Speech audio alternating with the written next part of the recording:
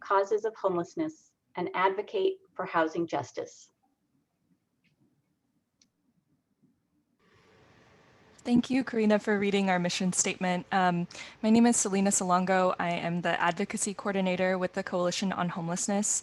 I really just wanted to, before we get started, just take a moment to recognize that it is February, so it is Black History Month. Our mission, the first part of our mission states that we mobilize our community to challenge systemic causes of homelessness.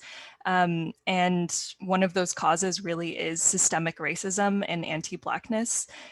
So systemic racism shows up in who experiences homelessness with really great disproportionality among Black communities, Indigenous people, Latinx communities, as well as other communities of color.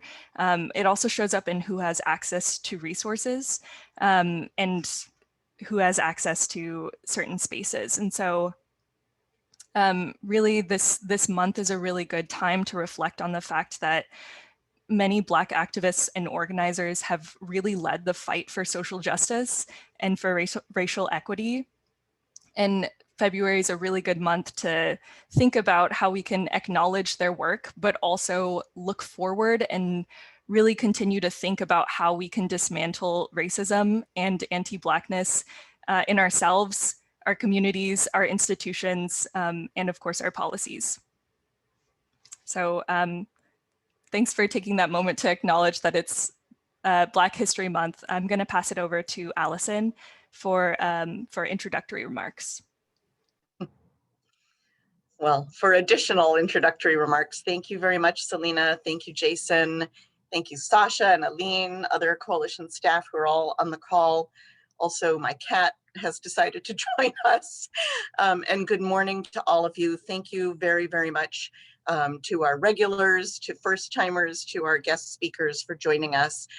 I wanted to briefly acknowledge we join together once a month at these meetings. Some of us have the opportunity to see each other at other intervening meetings. But this does feel like where the coalition's roots are for an organization that was started 40 years ago. As far as anybody knows, every third Thursday, this organization has met with very, very few exceptions. So sometimes we just want to also take a few minutes to note what else is happening in our immediate temporal context. I grew up at a time when Black History Month was relatively new and mostly broadly supported experiment in recognizing that we have work to do every day of every year in this country. And I have a number of friends and colleagues who have very mixed feelings about thinking about Black history. And I've recently been reading about folks who are attempting to reconceptualize February as the Black History and Black Futures Month. So I think that that is a worthy opportunity for us to connect, all of us, our history and our collective future. We very recently experienced some of the tension that I think those of you who are direct service, shelter and housing providers live through every single day, but in an amplified way with the snowstorm that is, you know, now a regular feature of winters in our region, and the scramble to do something more to bring people inside because of the severe weather. And the tension that I think probably it's fair to say everyone here recognizes, that while it's essential and vital to respond to the life-threatening circumstances of severe weather, that life is threatened every day, that people who are experiencing homelessness are outside or without their basic needs being met.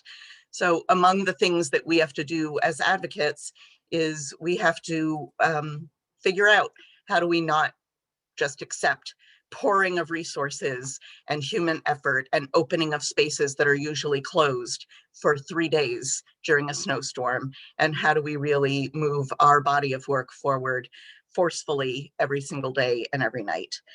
The last thing I just want to note, I think we may have a few people here from Mercer Island who might not have joined us previously, and we welcome you. We probably everybody knows Mercer Island, one of the wealthiest and whitest zip codes, not only in our region, but in our nation, just passed an ordinance that really is the definition of criminalizing people experiencing homelessness. And sadly, we were not shocked by the 6-1 vote of the Mercer Island City Council, but it was deeply disheartening on many levels. And at the same time, heartening to see the powerful organizing and really thoughtful and deeply informed remarks from a lot of Mercer Island residents, including a slew of teens and 20-somethings who had a lot to say and who I think will continue to be speaking. We're pretty close to the 1-year mark of living COVIDly. And as we go through our work today, not just in this meeting, but everything that everyone is doing, I think it's fair to say that everything is different. Everything, every part of how we do our work, how we live our lives, how we interact with the people around us is different because of COVID-19. There are some ways in which there's, I guess, improvement. A lot of shelters that were overnight only have become 24/7. And I think we can all recognize how important and good that is. There's a lot of organizing that has happened and a lot of work that makes that so. But as we prepare for the next month or so, we want to find ways to mark and recognize the real difficulties, grief, pain, and layers of hardship that people have lived through and are still living through. So we want to hear from you what would be meaningful and effective. We want to hear from you how COVID-19 has changed your lives, your work, and the lives of people you are working with.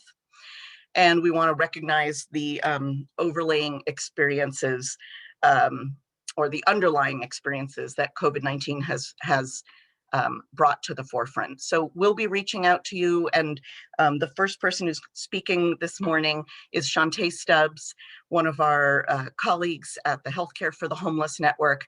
I can't quite see Chante, but I hear she's on the call.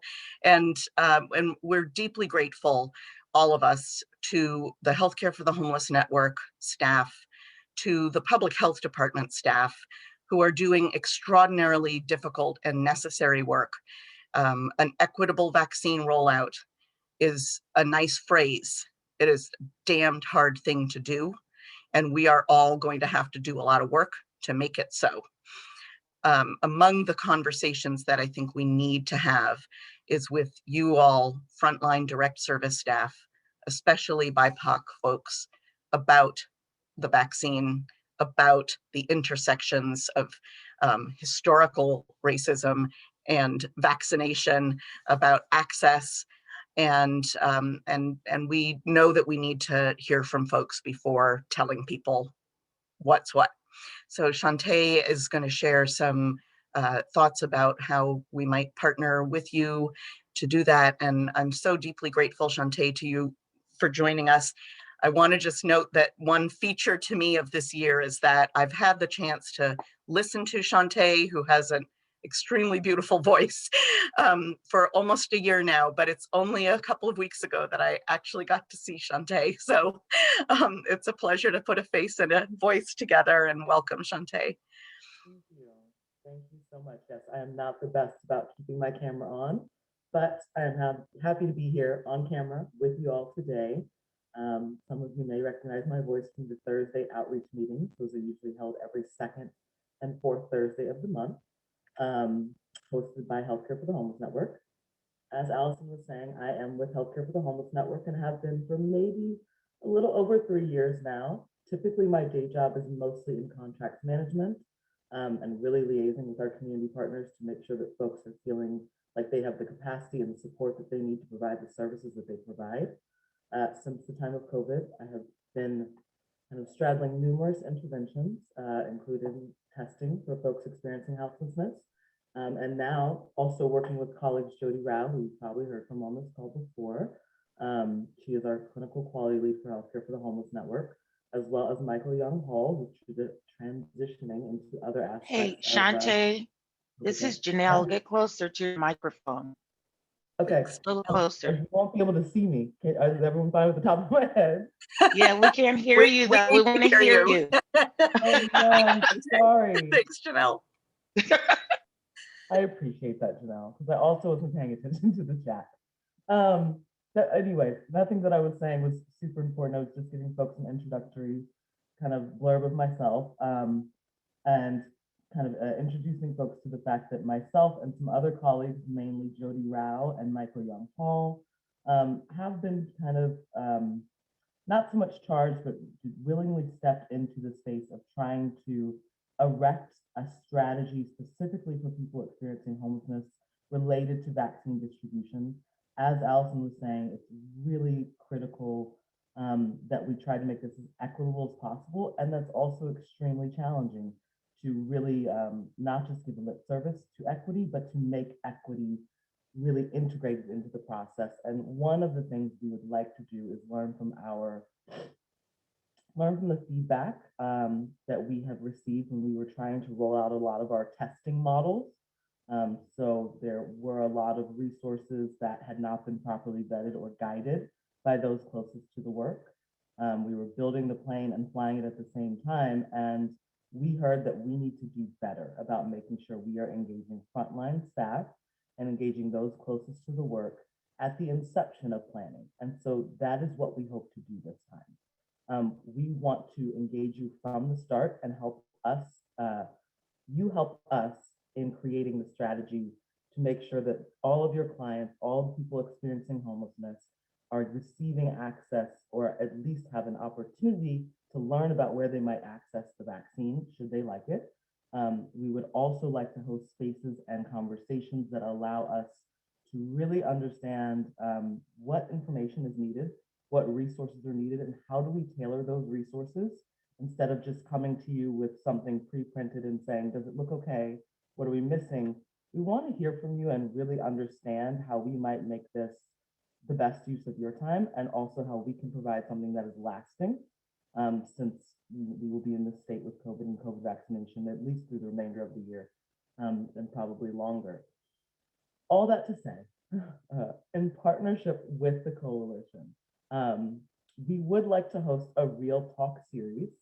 It's going to hopefully focus on communities of color, particularly providers of color. So if you are a homeless service provider, frontline provider of color, we want to hear from you. We do not want this to be so much didactic as it is an organic dialogue, an opportunity for you to share your concerns, your questions, hear information back directly from us. We can try to answer anything within our power to do so, but also to tell us what we need to do next. Not in the sense of you have to dictate to us every next step, but really tell us what we're missing the mark on.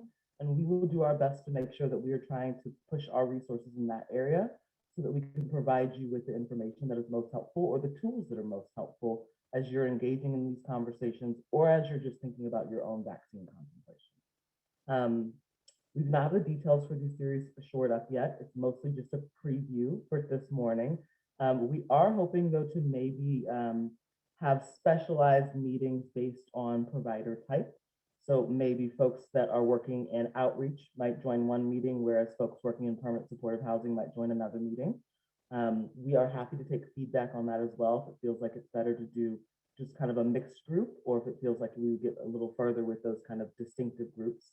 There will be a follow-up email coming out, and it will include a Survey Monkey, two to three pointed questions that's really going to guide us in kind of logistics and planning, as well as kind of an open commentary so you can share your concerns, questions, insights in advance. And that will also help us to make sure that we are crafting the agenda for this properly. I'm gonna stop word vomiting at folks right now. I'm also gonna lift my head back up a little further and hope to talk louder. Wonderful. Chante, thank you so very much. I know what you said was all important. I want to let folks know we had a couple of people say they had a hard time hearing all of the details.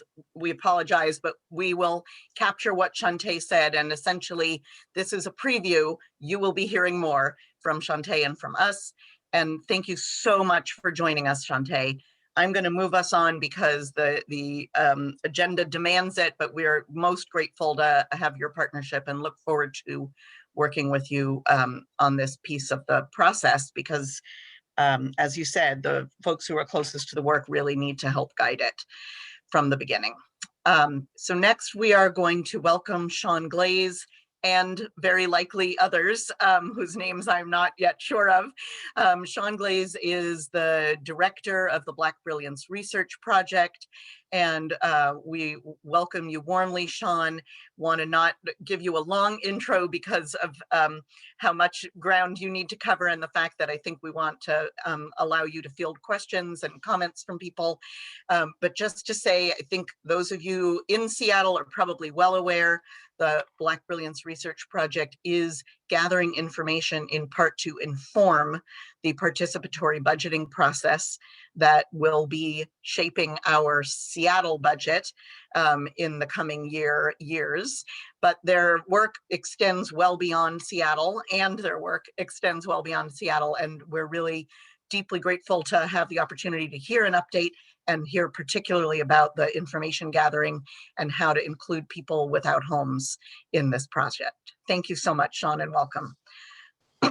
Thanks so much. Hello, y'all. And if you're with the Black Brilliance Research team as paid or volunteer, if you can drop in the chat so that people know that you're part of the team. I see several of you there.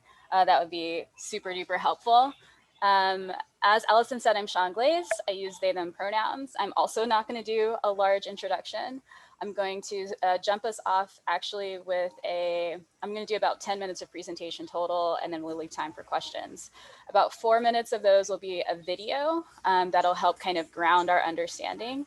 And then the other 6 minutes, I'll talk a little bit more about the research and about the next steps. Thank you, Black Brilliance researchers and volunteers for dropping that in the chat. I'm going to share my screen, which is going to show share my sound. I'll mute myself because I have a small child who's watching some TV. It's about policing.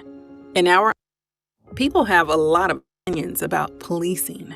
And our ideas about policing are shaped by our race, our genders, our class, and our parents. For example, most white people have very little interaction with police. In a recent study, 77% of white people had no contact with police in the previous year. Of those who did, at least half were traffic stops. And in many cases, white people initiated contact by calling the police. Since they have little unwanted contact, many white people's opinions about policing are not based on personal experience. Dominant culture, especially mass media, sells us the image of officer-friendly, but whose experience is that actually based on? The same study found that Black people experience excessive force at the hands of police at more than twice the rate of white people. Did we have a just and equitable police force and something went wrong? No. Policing in the South emerged from the slave patrols in the 1700s and 1800s that caught and returned runaway enslaved people. In the West, police departments were formed to keep Native people out of cities built by white settlers.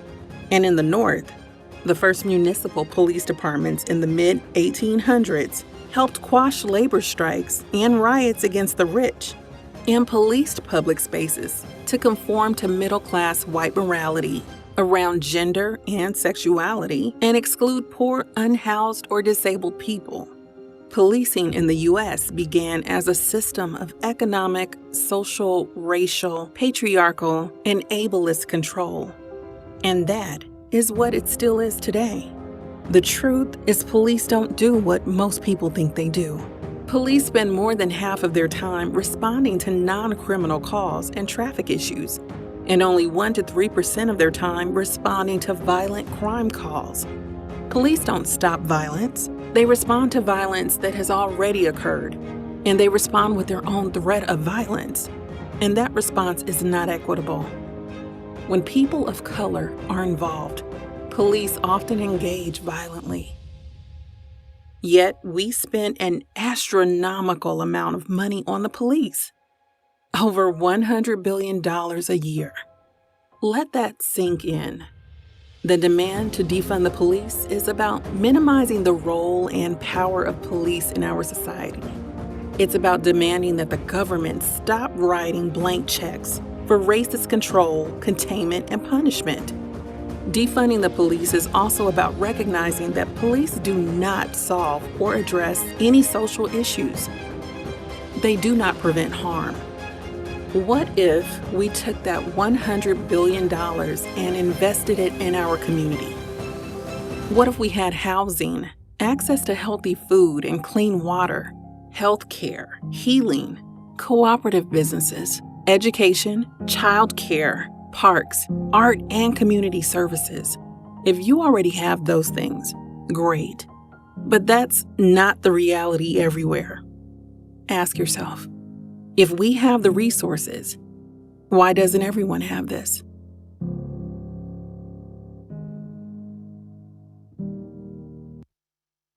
Awesome. Thank you for that. Why did I start there? Who knows? Well, we started there because what I'm going to be talking about comes out after decades of organizing with this kind of framing, this idea that we are investing in the wrong thing, that police cause harm, especially to our Black and Brown folks. And as many of you know, as service providers, that extends as well to our Black and Brown and non-Black and non-Brown neighbors who are experiencing homelessness, our community members are experiencing homelessness. And after decades of organizing, we came to 2020 when there were mass protests following several police murders. We're also in a time of a pandemic and an economic recession. And a couple of key things happened. The city of Seattle, in response to overwhelming community pressure, decided to divest some of the money from the police department and reinvest it into community. One of the ways that we did that was we funded a $3 million community research process where we hired community members who are experts of their lives, of their lived experiences, to lead this effort. Several of our community researchers are on the call. All in all, we ended up hiring 105 people, paid them living wage jobs, and said, hey, let's get together and talk about what creates true community safety, what creates true community health, and what we need to thrive.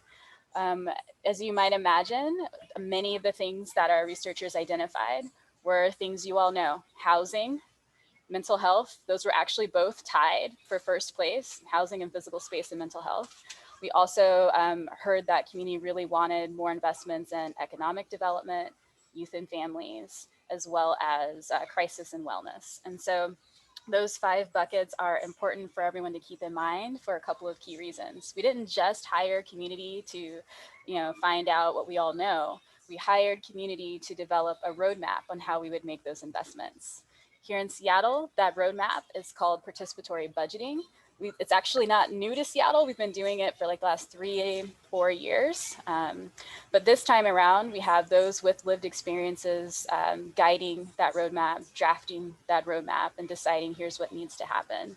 So put a little bit more simply, we've essentially said those closest to the issues are closest to the solutions. Let's resource them. Let's have them design what reinvestment should look like. And then let's make that the plan for Seattle and also lay the groundwork for King County, who's also doing a participatory budgeting process this year and is really eager to use the research that we've been working on together to help inform that roadmap.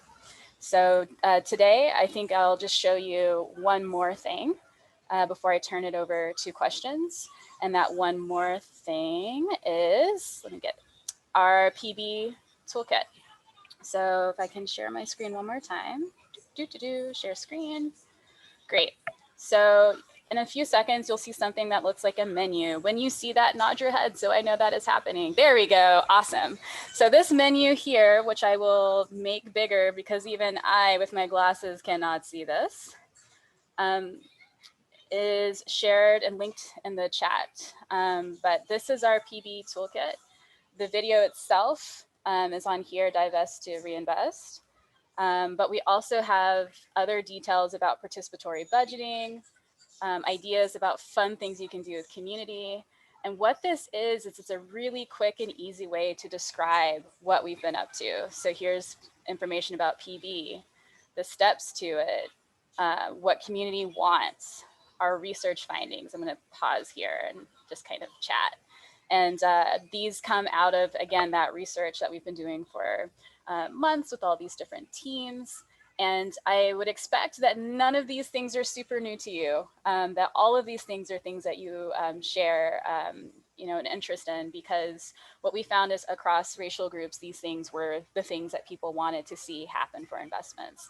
What is different is the specific solutions that community members wanted to, within these categories really did vary significantly by community. So there were some communities, especially communities who were experiencing housing instability, maybe not quite experiencing homelessness yet, but very close, who talked about the need for not just rental assistance, but rental moratoriums, and that there need to be special programs that are earmarked for single moms in particular, because that is a population that we know many of our Black community members are experiencing as it relates to housing instability, more so than our non-Black community members. At least that's what we're hearing in our research, especially from service providers, Black and Brown service providers. So I'm going to stop here because I think I've exhausted at the roughly 10 minutes I said I would use for the presentation. And I'd love to, at this point, turn it over to questions. You can write questions in the chat, or you can just come off mute. Don't be shy.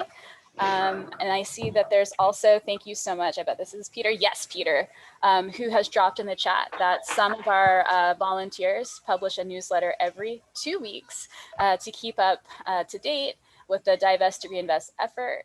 And then next Tuesday, they'll be having a feature at this link, which is, I'll read it out, seattleabolitionsupport.substack.com. All right, y'all, I'm ready. I will just take a brief point of privilege, if I may, while people, Sure. I hope, are thinking of questions. I apologies if I missed it, but did you speak about the survey? Yeah, so one of the many, good question. One of the many efforts that we have to collect this data includes several surveys, actually. One of them is the Community Needs Assessment Survey, which is the first button on the link I just dropped in the chat. That includes things where we ask community, tell us what you need. Do you need transportation support, childcare? Do you need assistance with food, etc.? And we ask these questions not just because we're curious, but because we know that there will be at least $1 million devoted to implementing PB and helping to do things like address barriers. And we want to know where to bring those resources. We also have other surveys that have been part of this effort. In fact, there are about 40 different projects that are part of the Black Brilliance Research Project, including several that are focused on housing, finding out what specific needs and supports people feel would be helpful. Everything from, what kind of pilot projects would be helpful? What kind of systemic changes do you want to see? What are the sort of hidden considerations that are driving homelessness in your community? So it has been an incredible privilege to work with people candidly, because we have longstanding relationships, to get the kind of deep feedback that you don't usually get when you just send out a survey and hope for the best. That said, we are still fielding our main online survey. We have also paper surveys in English and in Spanish, our online surveys in 15 languages. So I would love it if people could help us, continue to collect data. We'll turn in the final report of, this part of the final report this month, but we'll keep that survey open for months, because we know that part of PB is going to be addressing barriers, and that this research will help really identify what those are. So my hope is that today, if people have ideas or want to volunteer some time or resources or connections, that we can know what those are so we can connect with y'all. Sweet. I will drop my email in the chat as well. And then it is just, I'm going to say it out loud because I don't expect people to necessarily read the chat. It is Shaun@inclusivedatasolutions.com. And we also have Latanya at plumbresearch.com. Thanks, Antoinette. Antoinette, you always got my back. Antoinette's our lead project manager, and I swear I would be so lost without her. So she keeps us going. Any other questions? I know we're short on time. Reflections. Recommendations. Y'all quiet. I know it's okay to be a little shy with a group this size, but I promise, like, I am very eager to hear what's on your minds.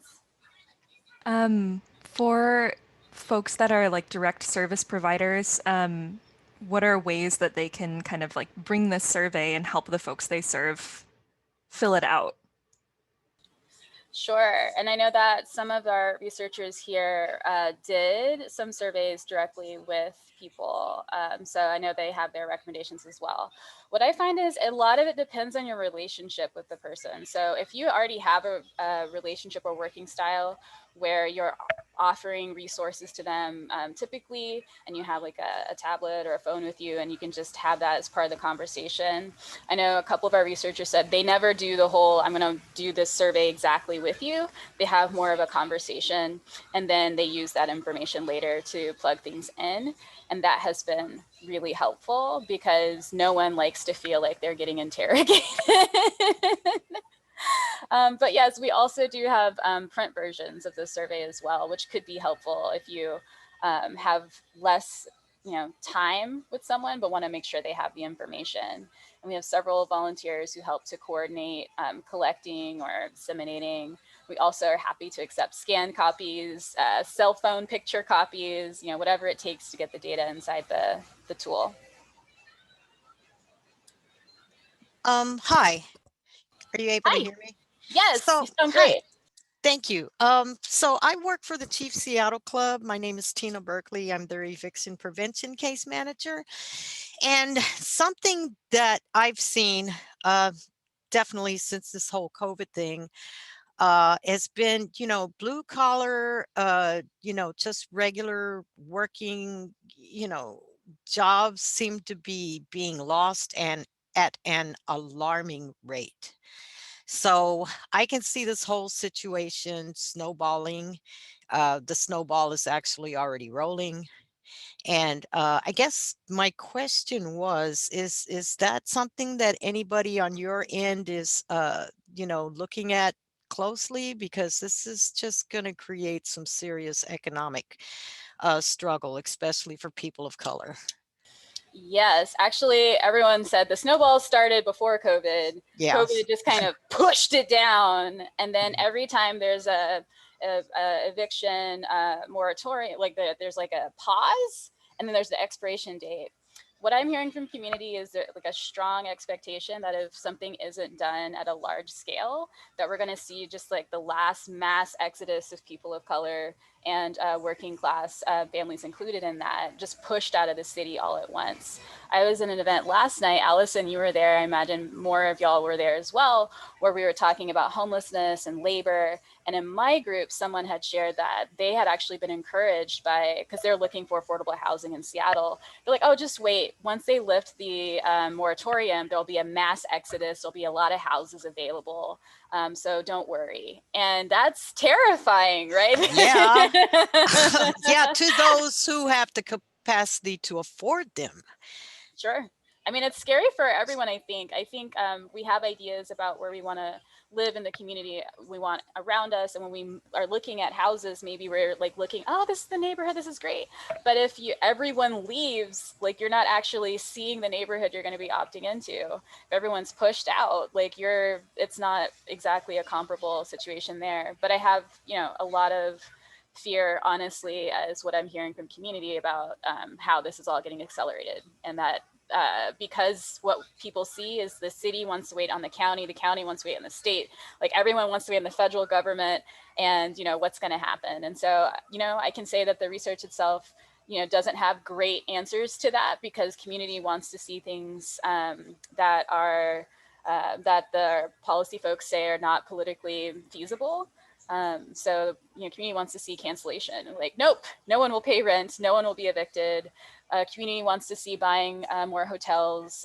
Community wants to see more housing being built faster, and like variety of different things. And so it's really going to be up to community perhaps to hold our electeds accountable, but also to figure out what can we do ourselves as in our roles as we are, to also help as well to keep this going. So my hope is that participatory budgeting will be really effective at generating more community solutions, and that the fear that some of our policy folks have that people will just have this idea of people want single family homes everywhere won't be borne out, because that's not generally what people are saying. And that there will be a way for us to get investments that might have been deprioritized because they're not politically savvy, or at least that's how they're labeled, but they're massively popular and we have the funds to do it. So it'll be something that can actually happen. Okay, thank you. Sure. At this point, I know we're past time, so I'll go ahead and pass it back. Thank you, y'all, for letting us share with you, and I'll stay in the chat. Thank you so much, Shaun, and thank you and welcome to all of the folks connected to the Black Brilliance Research Project, some of whom I hope will stick with us. I know Shaun has another meeting to get to. Two quick things. One is thank you, Tina, for raising this question. And absolutely, as I put into the chat, this is why all of us need to be active and paying attention and engaged at the local, county, state, and federal levels simultaneously, because the eviction moratorium is due to expire March 31st. The state legislature is taking action right now through the end of April on issues related to preventing evictions, preventing households that have been evicted from being prevented from renting in the future, and ensuring hundreds of millions of dollars of rent assistance, which are vitally necessary across our state. As a reminder, 240,000 households in Washington state are behind on their rent. Something like $100 million a month in back rent is owed in our state. And these are issues that have to be solved. And that's just the top layer. So we invite everybody to stick around. I might even suggest, Selena, that you drop our action alert link in the chat right now for anybody who doesn't want to wait. And the last thing I'll say, in addition to reiterating our thanks, Shaun, to you and your colleagues, is please come back. We know that you are working incredibly hard. Your ways of keeping the community up to speed and informed are many and really useful. I'm delighted to know about the every 2 weeks newsletter. Thank you for that. And I think we might really want and need you and others to come back at the right point so that we can have maybe more of a deep dive around the issues specific to housing and public spaces. So we'll look forward to hearing from you when you think the right time might be. Thank you so much for your time and for sharing all these resources and the incredibly thoughtful and complex work that you are engaging in so that we can have some better budgets. Thank you so much. And now I am handing to Jason. Thank you, Allison. As Allison previewed, we will be getting to legislative updates here in a little bit, but first we want to share information on an exciting new program from our allies with Civil Survival. They have launched and are in the process of building out a statewide reentry legal aid project to bring their work to formerly incarcerated folks across the state. We've been joined this morning by Jacob Kuykendall with their program, who's going to give us an overview of the services and let folks know how they can refer their clients. Jacob, thank you so much for being with us this morning. Thanks, Jason. Let me know if you have any issues with my connection. Good morning, everybody. like Jason said, my name's Jacob Kuykendall. I am a staff attorney for Civil Survival. Our new program is called the Reentry Legal Aid Project. Civil Survival is a nonprofit that focuses on formerly incarcerated folks, people who've been impacted by the criminal justice system, focused mostly on things like organizing and policy change. But as of last year, they received a grant to expand out into legal aid. And they brought me and another staff attorney on to build out a program to help folks who are experiencing issues because of convictions on their record specifically. So I'm just going to really quickly cover kind of what our services are and how to get in touch with us. And then I'm going to hang around. I'll put my email in the chat as well. So if anyone has any follow-up questions or wants to connect over anything, I'm happy to do that. So we're a statewide program. We're brand new. We're a small team, so we're still building out a lot of our resources. But really the focus is on providing legal aid support to people who are running into issues because they have a conviction, or maybe they have legal fines that have been unpaid, issues getting into employment or housing because of something on their record. Right now we're doing that in 3 different ways. One is referrals and resources. If you go to our website, which is civilsurvival.org, you can see we have a lot of resources available on our website already. There's a video. We have a pretty thorough social media presence. So we have a YouTube channel that has some presentations I've done in the past on how folks can vacate records off their background checks. So we've got those resources available. We also are working on building out a system to pair clients with volunteer attorneys. I think my list right now is just 4 or 5, but this next couple months is a pretty aggressive recruiting drive. I'm working with a number of large firms in King County specifically, and the surrounding counties that have pro bono programs where they want opportunities to work with folks. So I'm hoping to expand our list of attorneys to like 10 or 20, probably within the next month or 2. That will let us do things like folks who, people who are unable or are finding it difficult to represent themselves. We can pair them with an attorney. We'll do that work for free.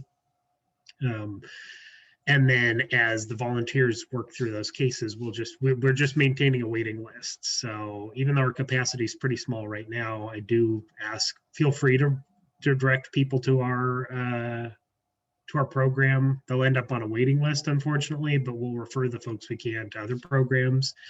And I'm doing my best to expand out because we are statewide. We're trying to build out resources in Eastern Washington and areas that are not as well served as around here.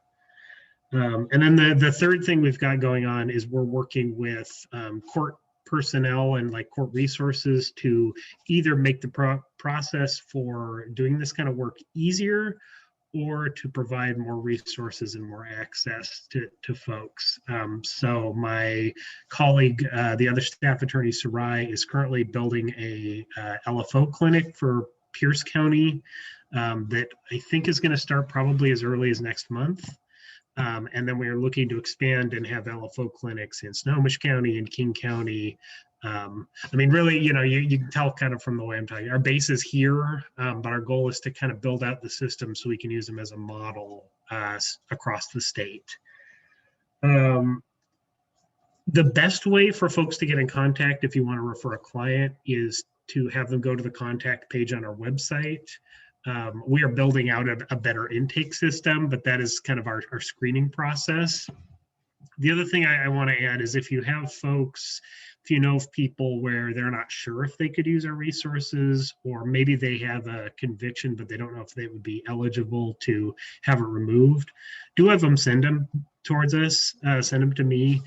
send them to our website, because one thing that I can do is we have a lot of access that most folks do not into the court record system. So I can look up people's records and just kind of give them a quick, oh, you're not eligible yet, or you'll be eligible soon. Or, hey, we can check really quick to see if you have outstanding fines. We've spent the last few months basically building out a system to be able to do that pretty quickly. So I recommend, yeah, send folks our way. We'll either put them on the waiting list, refer them to someone else, or provide them the resources they need, the information that we can provide. Aside from that, I'm happy to take some questions. I'm going to put my email in the chat as well. Like I said, I'd ask you don't send clients there, because it'll just end up putting back to the contact page. But if any of you have any questions about the program, or want to partner, if you're doing work in this area, or have no other folks who are, I would love to sort of expand my network as well.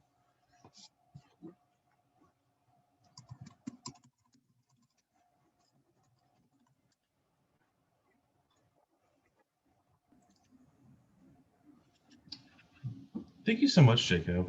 Maybe just really briefly, could you just quickly touch on what a legal financial obligation is and what the new LFO clinic that you're developing will be able to assist folks with? Yeah, that's a good question. Sorry, I sometimes get in my head with the stuff we're working on. So like typically, almost anybody who ends up being convicted of a crime, no matter how big or small, they end up assessed some fines.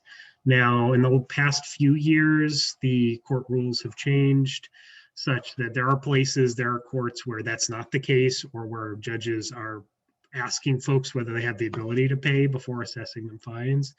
But there are lots of courts where that's not the case, and tons of people where they've gotten convictions prior to these rules being in place, and they end up assessed, even for a small crime, maybe $500, $600, things that are just they're unable to pay. Those fines get assigned to a collection agency. They may hang around and pile up interest, sometimes so much interest that it dwarfs whatever the original payment is. A lot of times those fines are waivable. The rules in Washington State are such where if somebody is unable to pay now, they can request to have the fines waived. There are certain fines that can't be removed, although there is currently a proposed law being considered that may change that as well. But really what we can offer is, if somebody owes money on an old conviction, we can look it over and see whether they're eligible to have that waived. And if possible, then request the court to do so. Most courts, especially around the west side of the state, they will do that a lot of time. I mean, there's not a lot of incentive for them to hold on to a fine that's never getting paid anyways. So it's a really easy process if you already have the access, if you have done it before, if you have the paperwork. So a lot of people who have old convictions, they just keep getting these collection notices every month, and that's something that we can help with. I'm seeing a question in the chat. Yes, so there's a question about expungement from Shaun. That is definitely an issue, is that private companies can end up getting this information even after something is vacated or expunged. But I would also suggest, if you have folks in that situation, send them in our direction, because one thing that I've seen does happen is the courts are supposed to send evidence of this record being vacated to Washington State Patrol, and the Washington State Patrol is then supposed to send this information out or share it in such a way that background check companies will use it. And they don't always do that. So something that we can do is check to make sure that's happened. And if it has not, I can call Washington State Patrol and tell them to update their records. That's not a big project for us, but it is something that is a lot easier for us to do than someone to do for themselves. This is still not a guarantee, unfortunately. I know there's legislative work being done to fix this, because even a vacated record still exists in the court out there somewhere. So an especially picky background check company can go find it. But a lot of them will respect and follow whatever is in Washington State Patrol's system. So as long as that matches the convictions that have been vacated, that helps a lot of people. It doesn't help everybody, but it can be useful for folks who are applying for most types of jobs. So it is something where that does happen a lot. And if you find folks in that situation, let me know, because that gives us kind of a direction to focus on.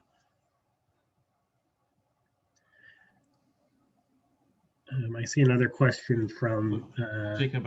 Thank you so much for your time. Oh, today. yeah. I think any further questions, I think we're going to gather and send to you. That'd be great. So that thank you so much for letting us know about this project. We look forward to hearing an update once it's more fully expanded. Folks who want to get in contact, Jacob put his email into the chat. You can also reach out through the Civil Survival website. And as Jacob mentioned, there are a number of legislative fixes for some of the things that were mentioned, which is a beautiful segue into our legislative advocacy update. And for that, I'm going to toss things over to Selena. Hi, everyone. This is Selena again. My pronouns are she, her, they, them. I'm the advocacy coordinator here at the coalition.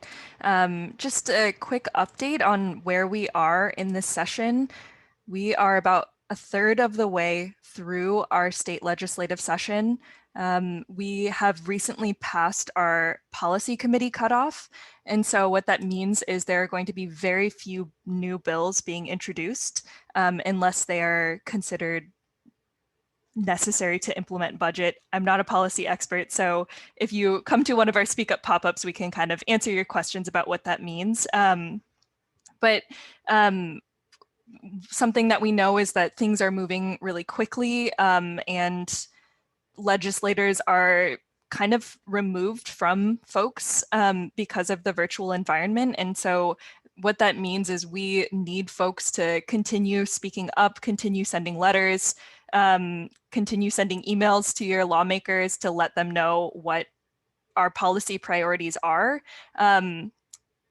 We definitely know that we have so many people that are behind on rent that may face eviction, and so we really need policy solutions passed this year. There are so many things that cannot wait another year. So and then we also wanted to kind of, although our prime focus is on housing and housing justice related bills, there is tons of overlap with the work of other community members. And so with that said, I really wanted to give some time to Maya Manis from the Urban League of Metropolitan Seattle to highlight sort of the suite of public safety bills, and then how our members can support those and make sure that those get passed into law. So I'll just kind of toss it over to Maya.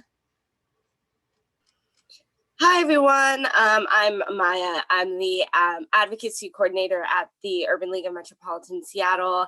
And like Selena was saying, I think the main focus in Olympia this year is healthcare, housing, and public safety. And so with that being said, there are about, I think 15 public safety bills that are going on in Olympia in some sort of fashion, covering a whole multitude of things.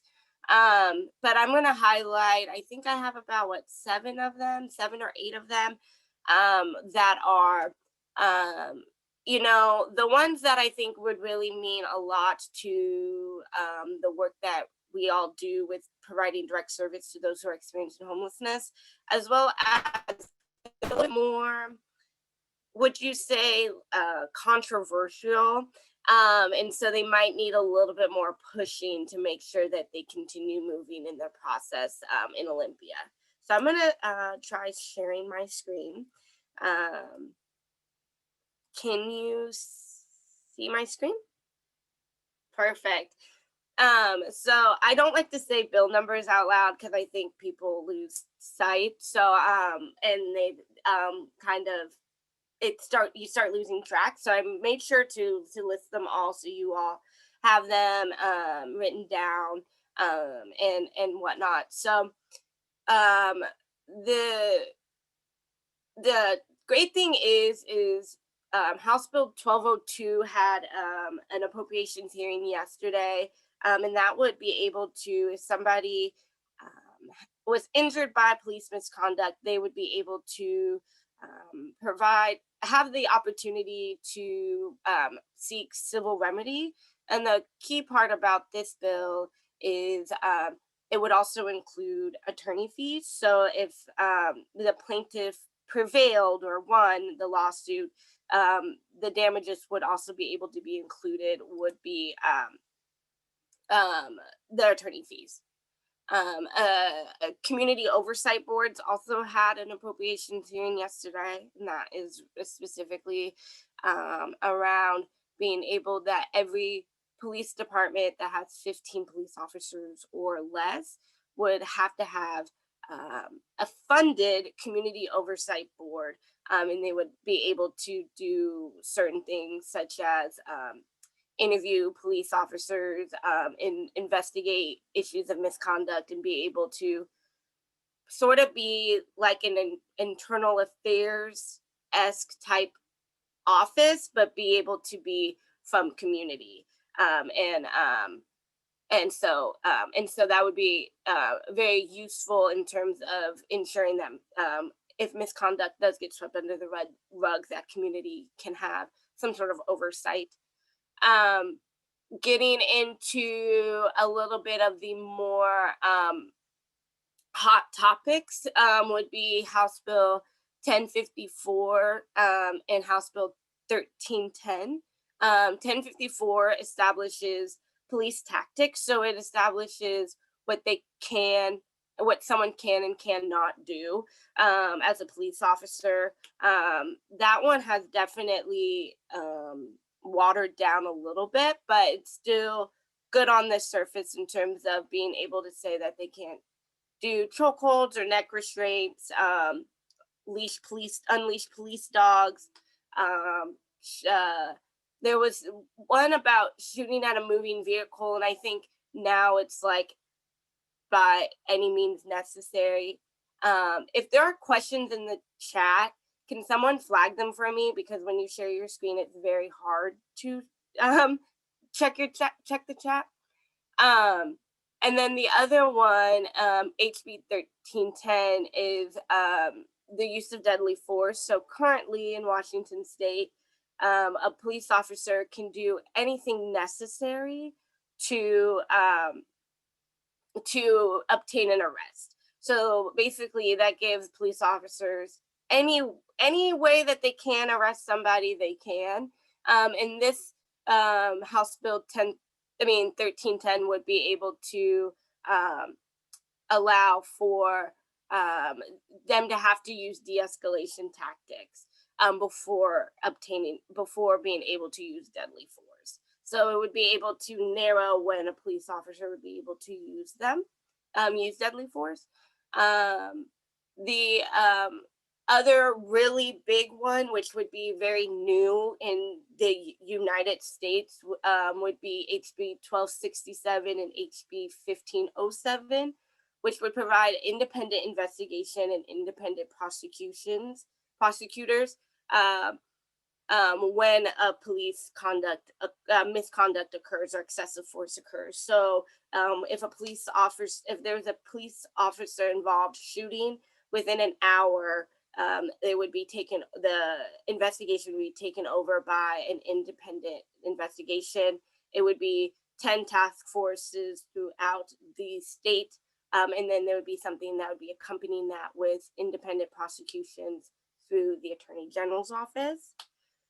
And then decertifying police officers, so being able to take their certification away if they do have misconduct. Because right now, about 12% of police officers that get fired actually can get their certification taken away. And so what we're seeing is police officers, they get fired from, let's say, CTAC, and they go down the street and be able to get hired in the Kent Police Department or something along those lines. the last one that I haven't mentioned that's on the list is HB 1499. It's not police related, but it is public safety related. And that is the Pathways to Recovery Act. We're really trying to get a appropriations hearing for that. So I have action links differently for all of these. I will make sure to put them in the chat. But the Pathways to Recovery Act would be able, it's very similar to what happened in Oregon, the initiative in Oregon, where it would decriminalize personal substance use and be able to try to have a public health approach first. That's what the Pathways of Recovery Act does. And it would be implemented, I think in like 2023, if it is enabled to go into law. So I know that was a lot to throw at. I wanted to make sure I went over all of the bills first before if anybody had any questions specifically about any of them. Right now, we're really trying to keep 5051 pushing, 1203 pushing, 1054 pushing, and 1310 pushing. All of them really need push, to be honest. But if I had to say, really, to make sure, if you do meet with lawmakers, or if you do have a lobby day or anything regarding going to Olympia virtually now, definitely ask your lawmaker where their stance on any of these bills. But with that being said, I think I've talked enough. I will start putting some action links in the chat, but does anybody have any questions? I'll stop sharing my screen.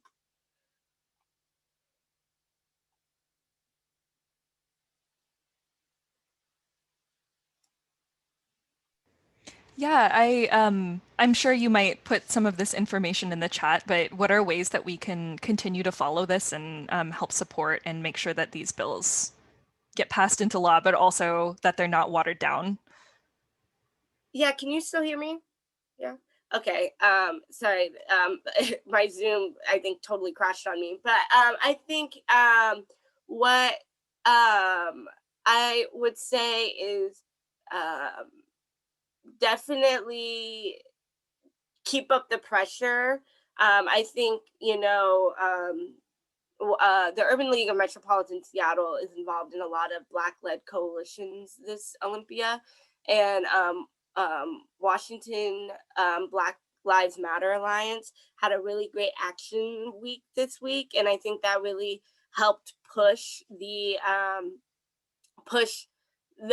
specifically like the ones that needed appropriations hearings to be able to get them.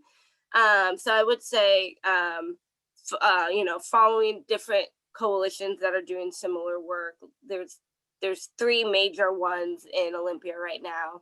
And then if you have a chance to talk to lawmakers, if you have a chance to sign in pro, definitely.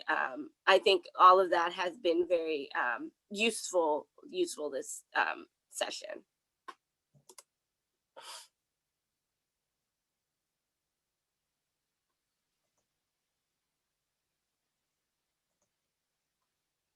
Do folks have any other questions? Feel free to throw them in the chat as well.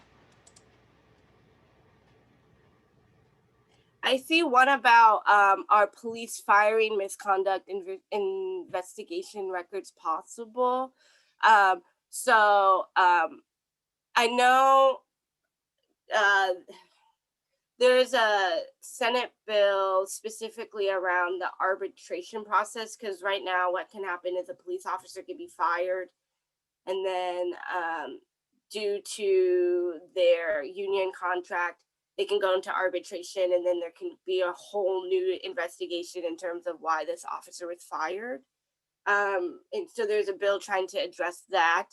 But I would say specifically regarding police firing, Senate Bill 5051 does a lot with that, because it's basically similar to like a nursing license or any other licensed professional in the state of Washington, that if they do, egregious misconduct to enough where they shouldn't be licensed, it's just called a certification for police officers.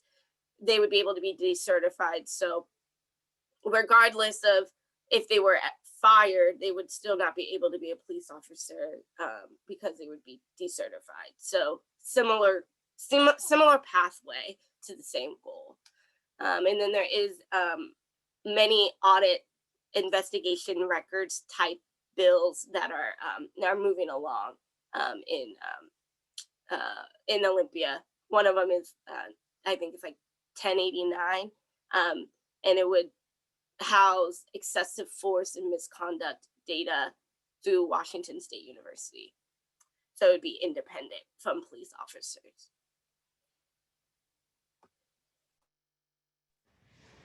Thank you so much, Maya, for highlighting all of these bills. In case it is not like clear to folks, or I just want to like draw, like these are really, really important bills. We know that our communities of color are over-policed. We know that people who are homeless or who have disabilities or who are trans or queer are over-policed. And so it is really critical that some of these bills get passed to ensure that more folks don't have to experience the trauma of police misconduct. And then I just kind of wanted to switch gears and kind of highlight our, just a couple advocacy opportunities for you.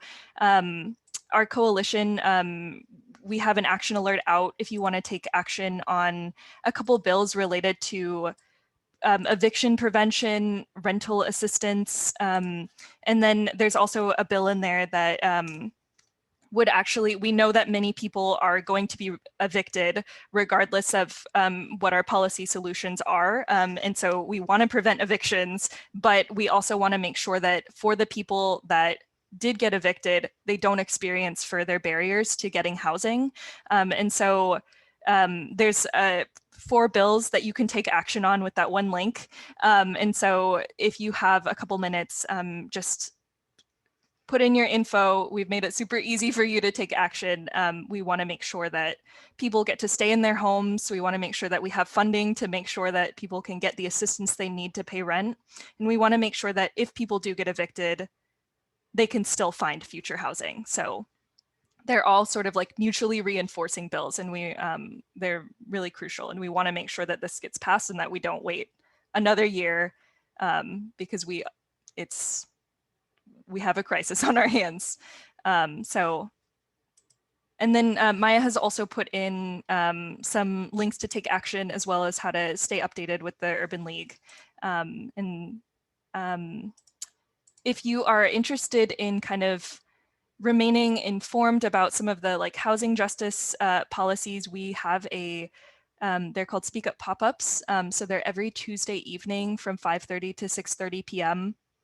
It's a really fun place where you can bring in your questions about like, why is this happening? Like, what does this mean? And also every time you get to leave having taken action on something related to housing justice. And so we're there every Tuesday. You don't have to attend all of them, but it's a really nice little community space that we've carved out for everyone. And it helps us ensure that we're all continuing to take action.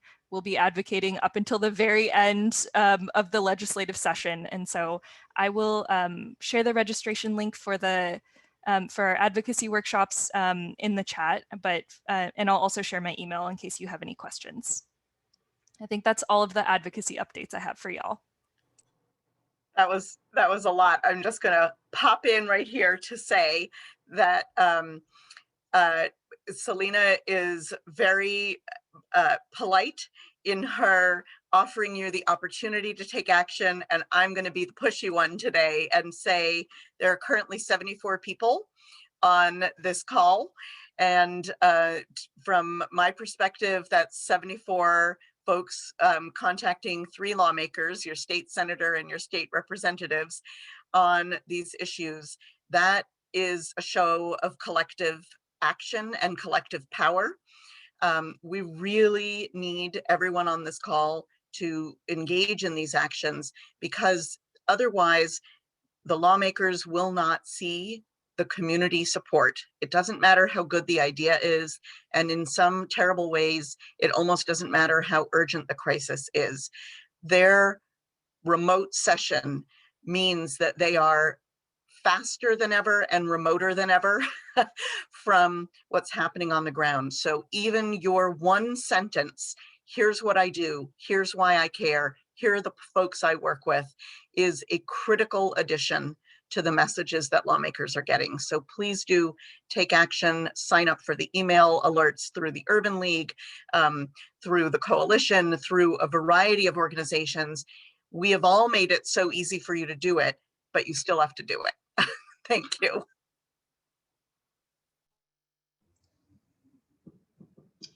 Thank you, Allison. So moving right along, we're going to now move into the member updates portion of our meeting.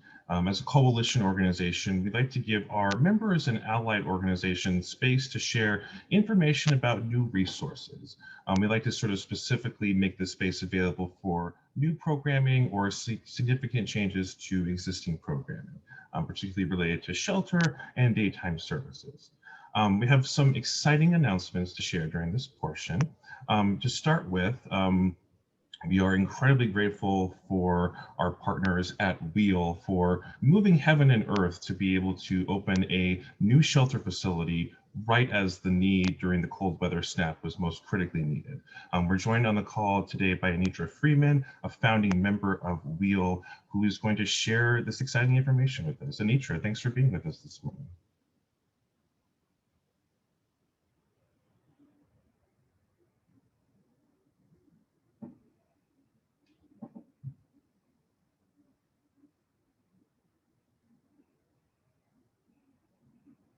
Anitra, are you there?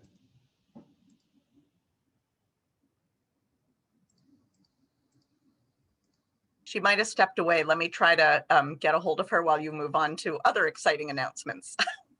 Absolutely. Thank you, Allison. Yeah. We are also excited to announce that there is a new drop-in day center available in the Mount Baker neighborhood, courtesy of the Allen Family Center. It's a collaboration between a number of different social service agencies to offer both on-site housing as well as community case management. We're joined on the call this morning by Kristen Grandstand with Mercy Housing to give us the lowdown on this new resource. Kristen, thanks for being with us this morning. Thanks for having me. I really appreciate the opportunity to get the word out about the Allen Family Center. So I know I just have a couple of minutes, but the Allen Family Center, it's a partnership between Mercy Housing, Child Care Resources, Mary's Place, and REWA.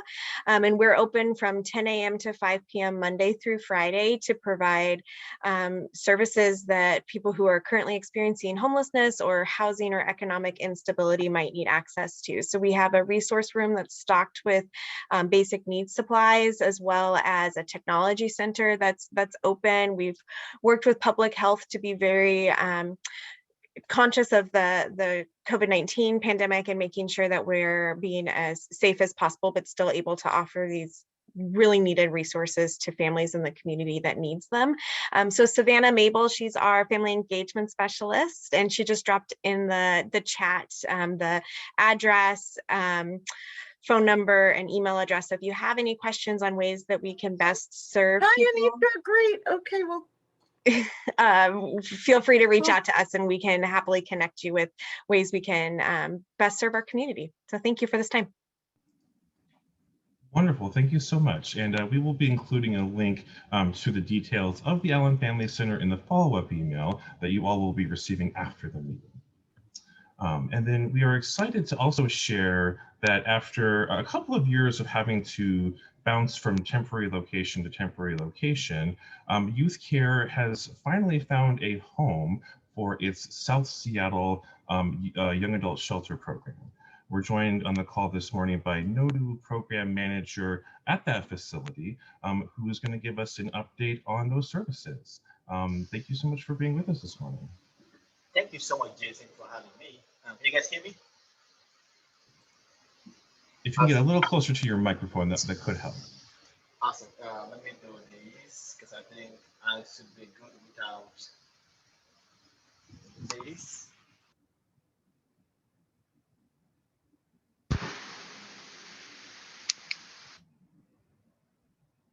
We can't hear you. We heard you for a moment there.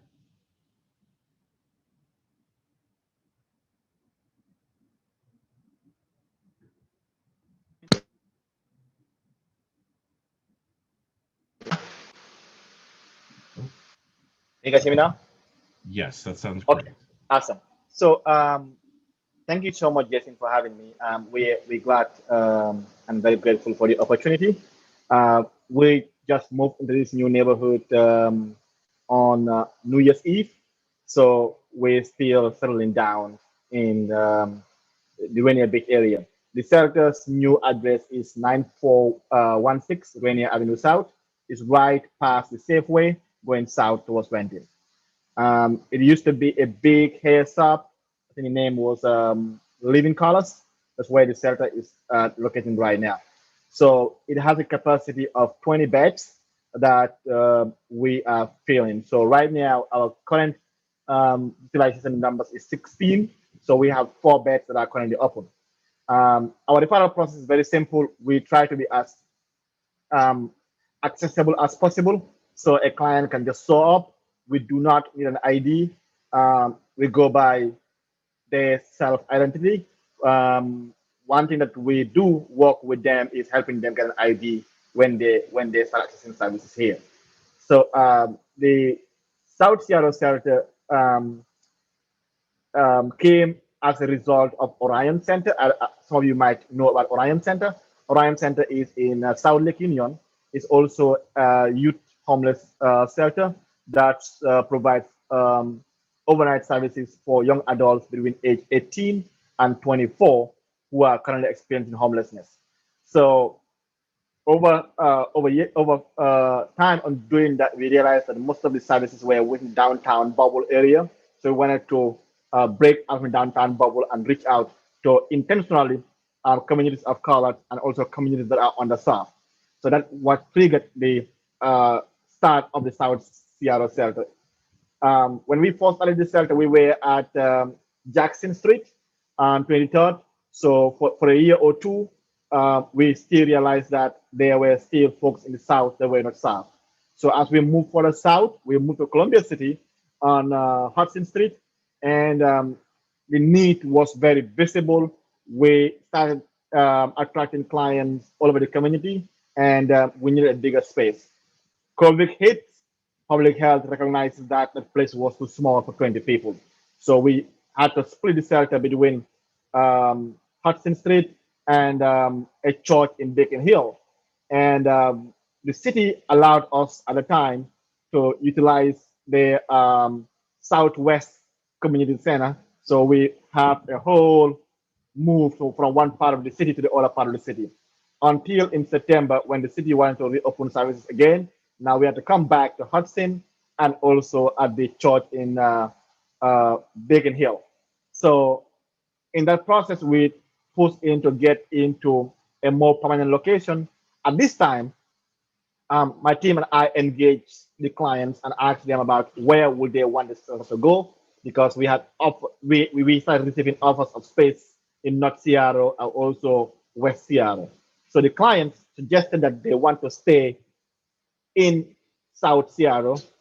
Mainly, this is home for them. Some of them went to Franklin High School. This is where their resource and support systems are. And we were able to have a client-led process to finally settle down here. So Youth Care just signed a 15-year lease. So we'll be here for 15 years. So we will not be moving back anytime soon in this space.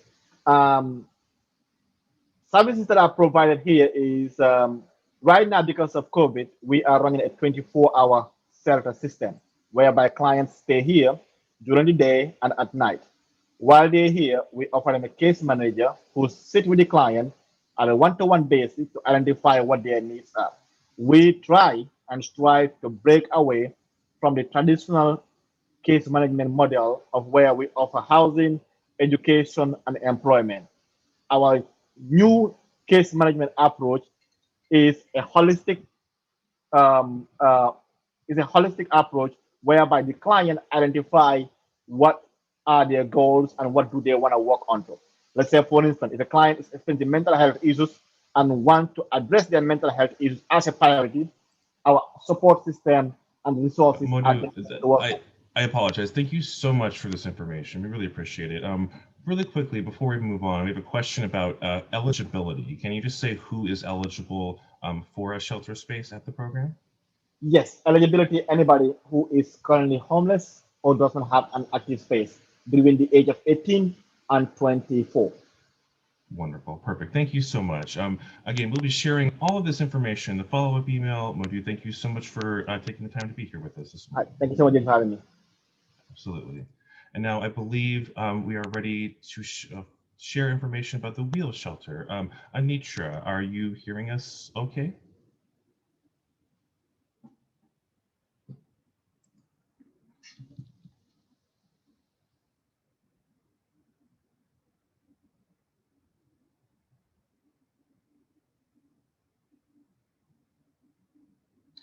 Oh, apologies, folks. Anitra, if you are able to join the call, we are more than happy to take a pause during our last little bit of announcements here to give you time to share that information. Otherwise, we'll make sure that everyone receives this information in the follow-up email. All right, well, with our last few minutes here, we want to share just a quick collection of updates from Coalition staff. I want to remind everyone that the Coalition has partnered with Path with Art to bring remote enrichment opportunities to social service programs working with people that are experiencing homelessness. I'm going to share a quick screen share here. We have been using leftover school supplies that we've gathered through our Project Cool, as well as a recent donation that we got from the Columbia City Church of Hope to put together these art kits that are being mailed to social service programs. These here are an example of a project that was done at Plymouth. We've also recently collaborated with New Beginnings and are in conversation with a couple of Salvation Army programs. These kits come with both materials to do the art project, as well as a detailed description of how to put these projects together. This is a story box that some clients put together. There's also some other variations of puzzles and games and various enrichment opportunities that we're really eager to bring to organizations serving folks experiencing homelessness. If you're interested in collaborating with us, please reach out and send me an email. And I would be happy to connect you with the folks at Path with Art and get that conversation going. We are making this service available to our members. You know, we are a membership-driven organization, and I want to just quickly mention that our 2021 membership drive is in process. We rely on the contributions and feedback from all of your member organizations to make our work possible. I see numerous folks on the call who have put forward their membership dues for this year, an enormous amount of gratitude. Myself, as well as our operations director, Aileen, who is on the call, will be reaching out to some of you in the near future. If you think you are the membership contact at your organization, we'd love to reach out to you. So please let me know and look for an email follow-up from us soon. And then finally, a quick preview for the family service providers on the call. The Pandemic EBT program is coming back. A quick reminder, that is a program that offers a SNAP-style food voucher card for families with children who are eligible for free and reduced price meals at the schools they attend. The purpose is to offset the lost value of meals that they would have received had schools been open. Okay. I will pause that update really quick because it looks like we have Anitra joining us here. 2 minutes on speakerphone. Okay, we're trying high-tech, low-tech speakerphone. Anitra Freeman from Wheel. Good morning. Well, good news. Before COVID, the Wheel Shelter at Camp Trinity hosted at least 60 women most nights. Now we're open 24/7, which is great, but our capacity with the COVID restrictions is less than half what it was. So we pushed hard for more shelter, and this is Wheel.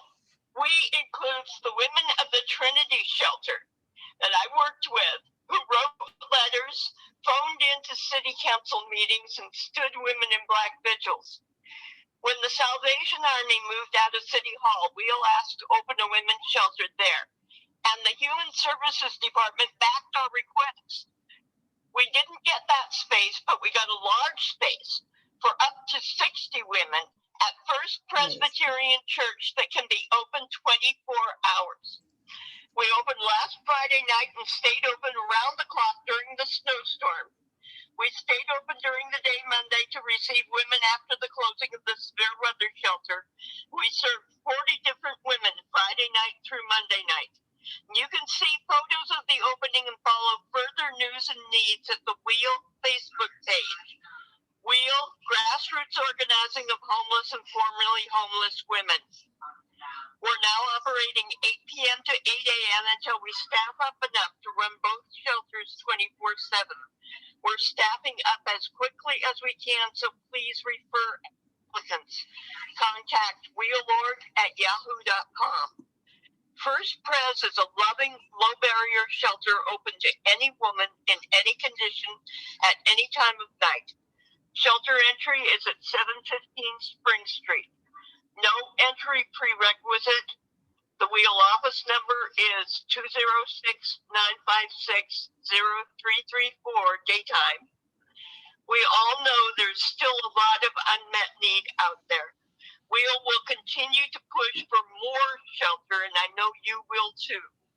But right now we can celebrate having 60 more beds. Bravo.